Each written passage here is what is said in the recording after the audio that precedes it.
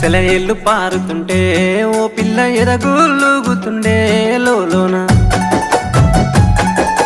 నదులన్నీ కలిసినట్టు పిల్లగా నవ్వెంత బాగున్నది నీలోన గాజుల సప్పులు గలుగల్లు మోగంగా గజ్జెల పట్టీలు గంతేసి ఆడంగా వరిగడ్డి మోపు ఎత్తి ఓ పిల్ల వయ్యారి నడుము పవే ఈ వేళ